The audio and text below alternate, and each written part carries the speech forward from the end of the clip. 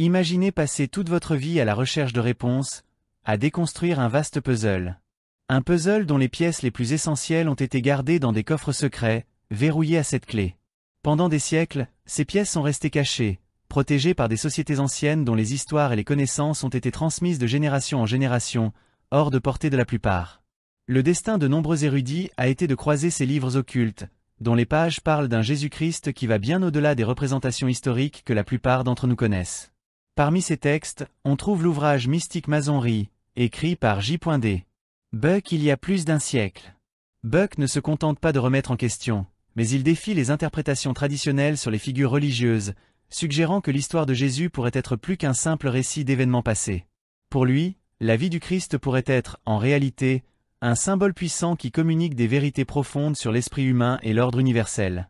Ce qui est implicite dans ce raisonnement est une affirmation audacieuse. Jésus ne serait pas seulement une figure historique, mais une représentation de principes universels qui transcendent le temps et l'espace. Si, demain, toutes les preuves de l'existence historique de Jésus disparaissaient, le symbole qu'il représente persisterait encore, car c'est une idée qui résonne au cœur de chaque être humain. Pour comprendre ce que Buck suggère, il faut regarder la façon dont les cultures anciennes utilisaient des symboles pour communiquer des concepts complexes. Dans la Grèce antique, par exemple, des figures comme Prométhée, qui a volé le feu aux dieux, n'étaient pas seulement des mythes sur les dieux et les héros. Ils étaient des représentations d'un profond élan humain, la quête du savoir et de l'illumination. Prométhée, en donnant le feu aux hommes, symbolisait non seulement la curiosité humaine, mais aussi la lutte pour la transformation de la condition humaine. Ainsi, Buck soutient que la figure de Jésus peut symboliser quelque chose de similaire. Il ne s'agirait pas de prouver ou de réfuter son existence historique, mais de comprendre les idées qu'il représente, la compassion, le sacrifice et le potentiel divin présent en chacun de nous. Cette lecture symbolique du christianisme, défendue par Buck et d'autres penseurs au sein de traditions ésotériques, ne vise pas à effacer l'histoire de Jésus, mais à la regarder à travers une lentille plus profonde. Pour ces penseurs, le christianisme n'est pas un ensemble de dogmes à suivre à la lettre, mais un ensemble de symboles qui nous montrent le chemin de l'illumination. En 325 après Jésus-Christ, une date marquante dans l'histoire du christianisme, le concile de Nicée a été convoqué par l'empereur Constantin. L'intention de Constantin était d'unifier le vaste empire romain, qui se fragmentait à la fois politiquement et spirituellement.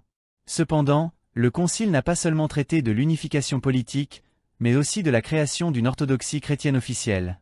Les dirigeants de l'Église réunis à Nicée ont pris des décisions cruciales, définissant quels textes et quelles croyances seraient acceptés comme canoniques et lesquels seraient condamnés comme hérésie. Les doctrines officielles qui ont émergé de cet événement sont devenues les piliers du christianisme traditionnel, qui s'est répandu dans tout l'Empire romain et au-delà.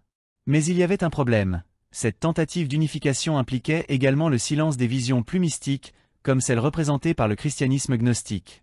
Pour les gnostiques, la vérité divine ne résidait pas dans des dogmes imposés de l'extérieur vers l'intérieur, mais dans une expérience directe de connexion avec le divin. Ces enseignements, qui voyaient Jésus comme un maître spirituel qui révélait des vérités universelles et profondes, ont été considérés comme dangereux et ont été effacés de l'histoire officielle.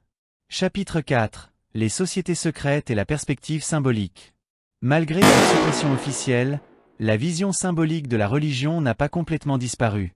Elle a été maintenue en vie par diverses sociétés secrètes, comme les francs-maçons, qui ont préservé les enseignements occultes sur les grandes traditions spirituelles, y compris le christianisme.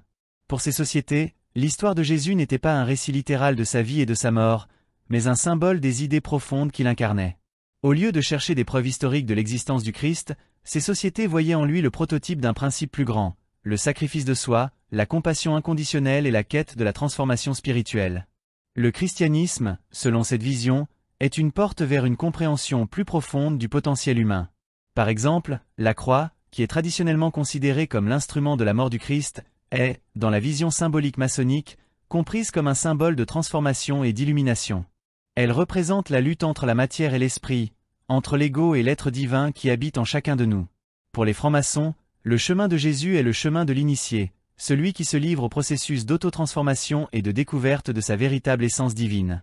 L'une des clés pour comprendre cette lecture symbolique des histoires religieuses réside dans le concept d'archétype.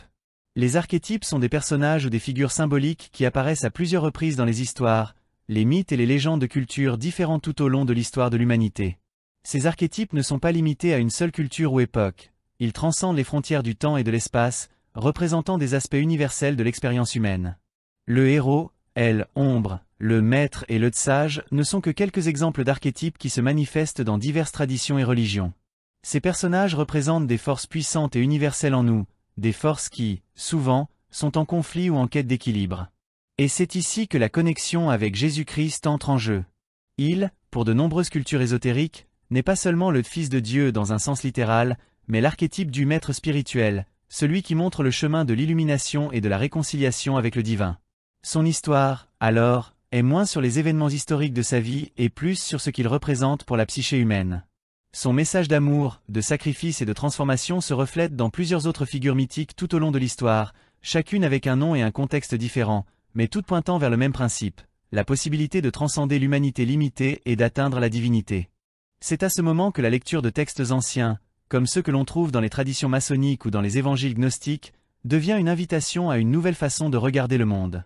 La compréhension symbolique des histoires religieuses offre une clé pour débloquer une compréhension plus profonde de ce que signifie réellement être humain. Ces histoires ne sont pas seulement des récits sur le passé, mais des guides pour le présent et l'avenir. Tout comme Prométhée a apporté le feu des dieux à l'humanité, Jésus, en tant que symbole, apporte la lumière de la connaissance et de la transformation à tous ceux qui sont prêts à écouter et à s'ouvrir à ce message. Il nous enseigne que le divin n'est pas loin, mais présent en chacun de nous, attendant d'être reconnu et manifesté. Pour ceux qui sont prêts à chercher au-delà de la surface, les vérités occultes peuvent révolutionner la compréhension de tout ce que nous pensions être réel. Le voyage n'est pas une quête extérieure, mais une exploration intérieure, où la vraie connaissance réside dans ce qui est caché sous les voiles de la réalité quotidienne. Que se passerait-il si, soudain, vous commenciez à voir le monde différemment? Si, au lieu de voir les histoires religieuses comme des récits historiques isolés, vous les voyez comme des représentations puissantes de principes universels? Comment cela changerait-il votre vie? Comment cela transformerait-il votre vision de vous-même et du monde qui vous entoure? C'est la proposition des traditions occultes. Regardez les histoires anciennes avec de nouveaux yeux, déchiffrant ce qui est caché sous les mots et les symboles. Que pensez-vous? Êtes-vous prêt à découvrir les pièces du puzzle qui sont restées cachées pendant si longtemps? L'histoire humaine est pleine de figures qui transcendent la simple narration. Elles ne sont pas seulement des personnages qui habitent des mythes ou des légendes, mais des symboles d'aspects profonds de l'expérience humaine. Des figures comme le héros, le mentor sage ou le souffrant apparaissent non seulement dans les mythes anciens, mais aussi dans les histoires modernes, des épopées grecques aux films de super-héros contemporains. Ces personnages ne représentent pas des individus spécifiques d'un passé lointain, mais des vérités universelles qui résonnent en chacun de nous, indépendamment de la culture ou de l'origine. Ces archétypes reflètent des expériences fondamentales et des émotions qui font partie de notre voyage en tant qu'être humain. Ils nous montrent ce que nous partageons tous, la lutte intérieure, le désir de sagesse et la quête de sens. Le voyage du héros, la bataille entre le bien et le mal, la quête de la connaissance de soi. Ces thèmes sont récurrents parce qu'ils sont, en essence, des représentations de notre propre nature. Carl Jung, le célèbre psychanalyste, a suggéré qu'à un niveau profond, tous les êtres humains partagent un modèle mental universel, une sorte de carte psychique collective. Ce modèle est rempli de symboles qui communiquent les forces et les émotions qui façonnent nos vies. Et parmi ces symboles, certains se démarquent comme particulièrement puissants, touchant les fibres les plus profondes de l'âme humaine. Dans cette vaste carte symbolique, une figure se démarque par son influence, Jésus-Christ. Selon les enseignements de la franc-maçonnerie et de plusieurs traditions ésotériques, Jésus n'est pas seulement une figure historique qui a vécu et est morte, mais un archétype, une représentation symbolique d'idées profondes qui parlent au cœur de l'humanité. Au lieu de se limiter à la description d'événements historiques, cette vision symbolique voit Jésus comme un exemple de transformation spirituelle. Il représente la possibilité de s'éveiller intérieurement, de sortir de l'ignorance et d'atteindre l'illumination. Son voyage, du souffrance à la sagesse, de la mort à la résurrection, est le voyage de chacun d'entre nous. L'histoire de Jésus, sous cet angle, n'est pas seulement sur le passé, mais sur le présent et l'avenir de notre propre évolution spirituelle. Cette lecture de Jésus comme un archétype n'est pas unique. Dans de nombreuses autres traditions mythologiques, nous trouvons des figures aux caractéristiques similaires. Un exemple classique est Prométhée, le titan de la mythologie grecque qui a défié les dieux pour apporter le feu aux humains. Prométhée ne symbolise pas seulement l'acte de défier les limites imposées par des forces supérieures, mais aussi la quête incessante de connaissance et d'évolution. Il, comme Jésus, représente la capacité humaine de transcender les barrières et de rechercher une compréhension plus profonde de l'univers. Un autre exemple est Bouddha, dont la vie et les enseignements sont marqués par la quête de l'illumination et la survenue de la souffrance humaine. Le chemin de Bouddha, comme celui de Jésus, est un voyage de connaissance de soi, de découverte de notre vraie nature et de la possibilité de transformation spirituelle. Les deux figures partagent le message que la souffrance est une partie essentielle du processus de croissance spirituelle et que la vraie illumination vient de la compréhension profonde de soi. L'une des idées les plus puissantes et les plus récurrentes dans les traditions mythologiques est la mort et la résurrection. Ce thème n'est pas exclusif au christianisme, mais apparaît dans plusieurs cultures et religions tout au long de l'histoire. Par exemple, dans l'Égypte ancienne, le dieu Osiris meurt et est ressuscité, symbolisant le renouvellement et la continuité de la vie. Dans le monde nordique, le dieu Baldur, après sa mort, promet de revenir à la conclusion du cycle éternel du monde. Ces histoires reflètent la croyance que la mort n'est pas la fin, mais une porte vers une nouvelle existence, une transformation profonde qui conduit à une nouvelle vie. La mort et la résurrection de Jésus, dans cette perspective symbolique, ne sont pas de simples événements historiques, mais représentent l'idée qu'à travers la souffrance et la mort, métaphorique ou littérale, une nouvelle possibilité de vie et de renouveau émerge. La vraie résurrection n'est pas une question de retour à la vie physique, mais d'atteindre une forme plus élevée d'existence spirituelle. Cette vision est fondamentale pour la compréhension des archétypes, car elle nous montre que, comme Jésus, nous traversons aussi des morts et des renaissances tout au long de la vie. Chaque défi, chaque moment de souffrance, peut être une opportunité de transcender nos limitations et d'atteindre une compréhension plus profonde de nous-mêmes. L'idée de Jésus comme un archétype va au-delà de la simple représentation d'un leader spirituel.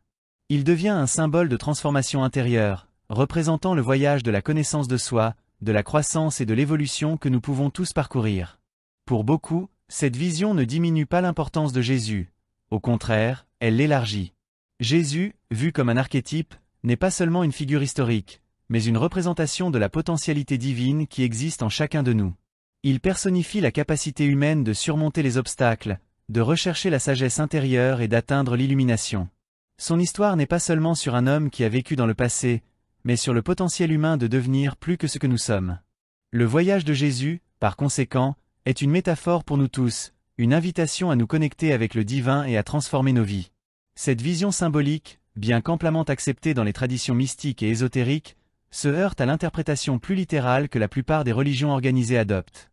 Le christianisme traditionnel, en particulier après des événements comme le concile de Nicée en 325 après Jésus-Christ, a établi une version officielle de Jésus comme une figure historique réelle qui a vécu, est morte et a réalisé des miracles. Cette version officielle a consolidé l'idée que l'histoire de Jésus doit être vue de manière littérale, comme un événement unique et infranchissable dans le temps et dans l'espace. Pendant le concile de Nicée, l'empereur Constantin et les dirigeants de l'Église ont pris des décisions cruciales pour consolider l'unité de l'Empire romain, qui était fragmenté. Ils ont défini quels écrits seraient considérés comme canoniques et lesquels seraient écartés. Cette tentative d'unification religieuse ne s'est pas limitée à des questions doctrinales, mais a également inclus le choix d'une interprétation littérale de la vie de Jésus, écartant d'autres visions plus symboliques, comme celle du christianisme gnostique. Les gnostiques, qui croyaient que la vraie sagesse spirituelle provenait de la connaissance de soi et de la quête intérieure, voyaient Jésus non pas comme une figure historique à adorer, mais comme un guide pour la découverte spirituelle.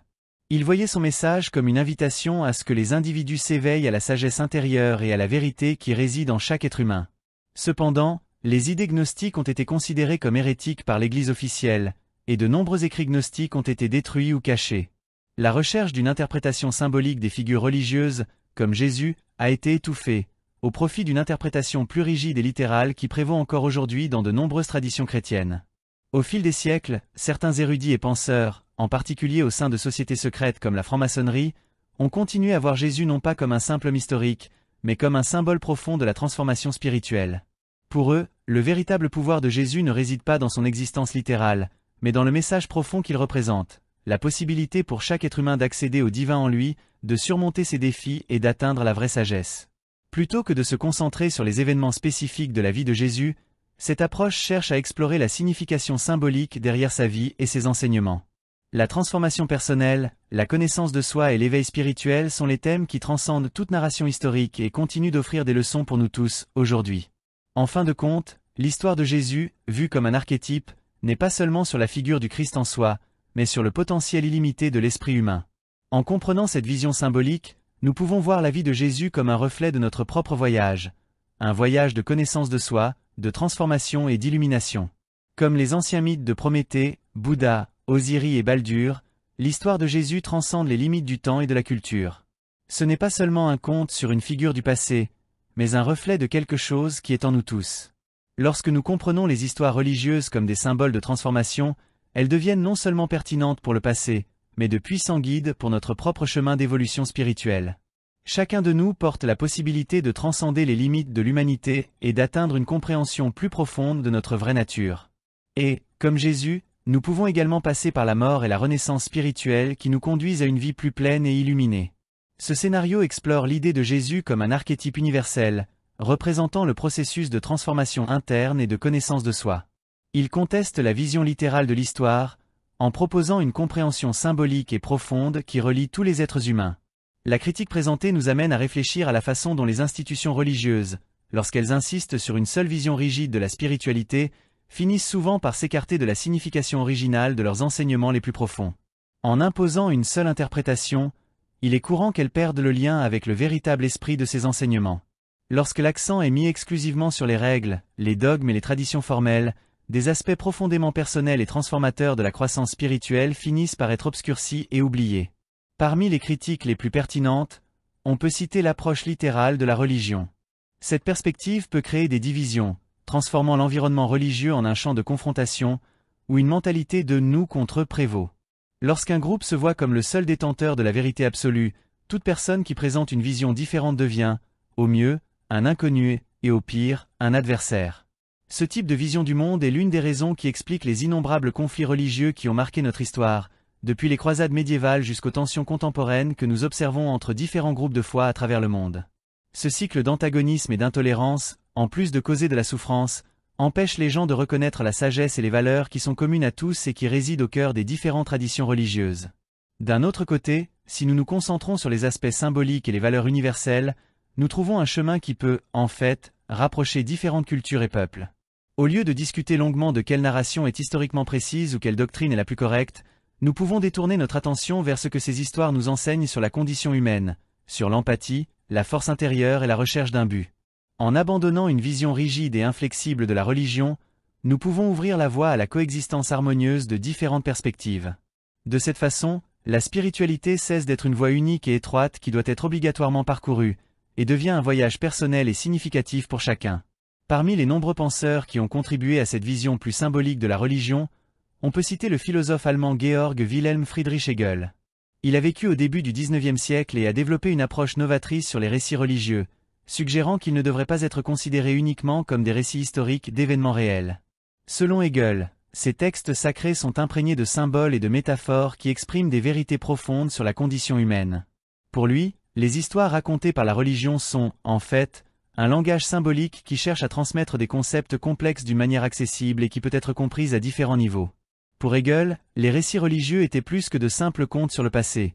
Ils étaient des représentations symboliques du processus d'autocompréhension de l'humanité et de notre quête pour comprendre l'univers. Il voyait l'évolution des symboles religieux, depuis les anciennes mythologies, en passant par le judaïsme et en arrivant au christianisme, comme un reflet direct de l'évolution de la pensée humaine. Au fur et à mesure que l'humanité développait une compréhension plus profonde du monde et de son existence, de nouveaux symboles et de nouvelles formes de représenter ses découvertes et perceptions apparaissaient. Ainsi, l'interprétation des récits religieux, selon Hegel, peut être comparée à l'acte de peler un oignon. La couche externe de la narration peut être le récit d'un miracle, d'un événement ou d'une parabole. Cependant, en pelant chaque couche de cette histoire, de nouvelles significations sont révélées. Ces significations impliquent des leçons sur l'amour, le sacrifice, la condition humaine et la nature même de la vie. En fin de compte, l'important n'est pas de savoir si l'événement s'est réellement produit comme décrit, mais de comprendre ce qu'il symbolise, ce qu'il nous enseigne sur qui nous sommes et sur la façon dont nous nous connectons les uns aux autres et au divin. Ainsi, il est essentiel que, lorsque nous sommes confrontés à un récit religieux, nous puissions regarder au-delà de sa véracité littérale et absorber les leçons et les enseignements qu'il cherche à transmettre sur notre humanité. Cette attitude nous permet de mieux comprendre ce qui se cache réellement derrière les traditions religieuses, non pas un ensemble rigide de règles ou d'événements historiques, mais un vaste répertoire de sagesse qui s'est accumulé au fil des millénaires, portant des leçons qui ont encore aujourd'hui le pouvoir de nous transformer et de nous faire grandir. Si vous êtes intéressé par cette exploration profonde et que vous souhaitez continuer à déchiffrer ces vérités cachées, n'hésitez pas à laisser votre soutien et à vous engager avec nous. Chaque geste que vous faites contribue à la continuité de ce voyage, alimentant davantage de recherches, de débats et de nouvelles découvertes, qui nous aident à déchiffrer ce qu'il y a de plus profond dans la condition humaine. Les histoires, les symboles et les croyances que nous avons hérités de nos ancêtres sont bien plus que de simples récits du passé ou des vestiges d'ères antérieures. Ils sont une manifestation vivante d'une quête incessante et universelle de sens, qui accompagnent l'humanité depuis ses origines. Que ce soit les histoires sur Jésus, l'éveil spirituel de Bouddha, la traversée du peuple hébreu dans le désert ou les légendes sur Prométhée et d'autres mythes grecs, ces récits possèdent un pouvoir singulier de toucher profondément nos âmes et de nous connecter à quelque chose de plus grand que nous-mêmes. L'étude du symbolisme, des archétypes et de la philosophie nous enseigne que, souvent, la vérité ne réside pas dans les mots exacts d'une histoire, mais dans le message sous-jacent qu'il porte. Ce message est ce qu'il y a de plus précieux, et c'est ce qui nous permet une connexion réelle et durable avec ses enseignements. Dans un monde qui se montre souvent divisé et incertain, les histoires millénaires et les symboles religieux ont un rôle fondamental à jouer. Ils nous rappellent que nous ne sommes pas seuls dans notre quête de compréhension et de sens. Le véritable pouvoir de ces récits réside dans leur capacité à transcender les frontières culturelles et temporelles, connectant les gens de différentes époques et lieux et nous rappelant que, malgré nos différences apparentes, nous recherchons tous des réponses aux mêmes questions fondamentales. Qui sommes-nous? Quel est notre but? Comment pouvons-nous comprendre l'univers qui nous entoure? Peut-être est-il temps de nous reconnecter à ces histoires d'une nouvelle manière, en abandonnant le besoin de prouver leur véracité historique et en commençant à les reconnaître comme de véritables cartes spirituelles. Ces cartes peuvent nous guider vers des compréhensions plus profondes et inattendues sur qui nous sommes et sur la façon dont nous nous connectons au monde.